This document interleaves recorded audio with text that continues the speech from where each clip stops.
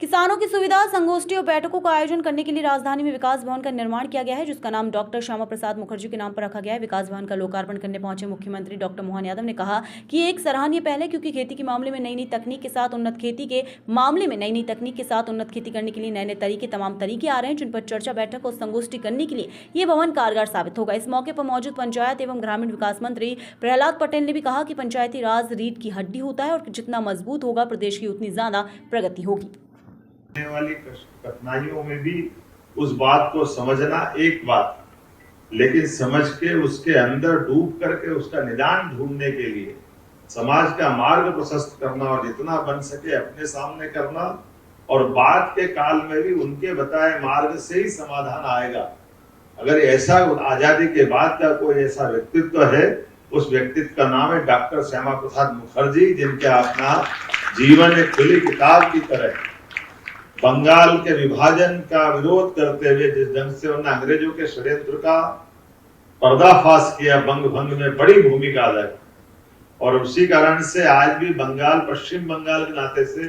वो जो पूर्वी बंगाल, पश्चिम बंगाल का जो षड्यंत्र काल के प्रवाह में वो सबको ध्यान में आता है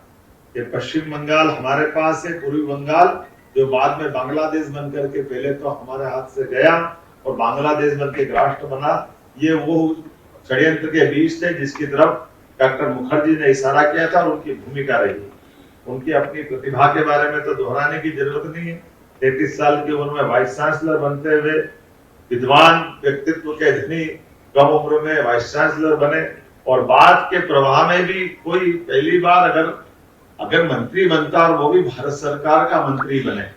ऐसे में उसकी सरकार के मंत्री पद के बजाय कल भारत को क्या कष्ट आने वाला है, हम केवल कल्पना मात्र कर सकते हैं कि युग दृष्टा ने कैसी अपनी दृष्टि दी होगी कि जिस धारा 370 के उस समय उनने देख लिया, उसके कष्टों की अगर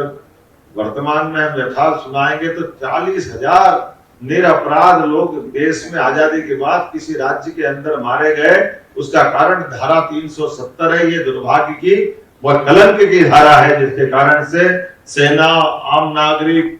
पूरा देश हलाकान, लेकिन वो धारा 370 के कारण से एक इतना बड़ा कलंकित इतिहास भारत का उस समय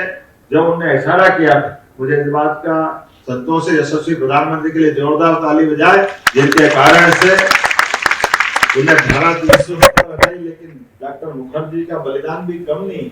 उन्होंने न केवल उस संकट को भांप लिया बल्कि अपना स्वयं का बलिदान देकर के पूरे देश का ध्यान आकर्षित कराया। ये बड़ा अलग बात है कि आजादी के बाद दो व्यक्तित्व का ऐसा बलिदान हुआ है जिनके मृत्यु के रहस्य आज भी रहस्य है। उसमें पहला डॉक्टर मुखर्जी का, दूसरा हमारे पंडित दीनदयाल उपाध्याय जी का।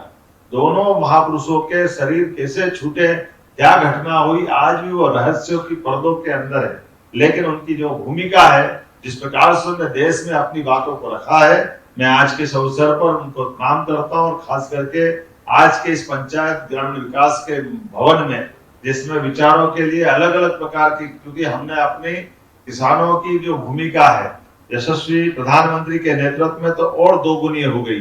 वैसे भी हमारे लिए agriculture growth rate Madhya Pradesh की बहुत अच्छी है, 25% से ज्यादा है। जिस प्रकार से हमारे अपने किसानों को बैठ करके बात करने का, विभिन्न समूहों को आकर के ये मंच देने का विभाग ने काम किया। मैं विभाग के मंत्री होने के नाते से माननीय प्रहलाद जी पटेल साहब को बधाई देता हूं, और उससे बड़ी बात जिसने आज का दिन का चयन हुआ, ये और आनंद की बात है। एक बार मेरी अपनी ओर से पुनः आपको बधाई, बहुत बहुत धन्यवाद।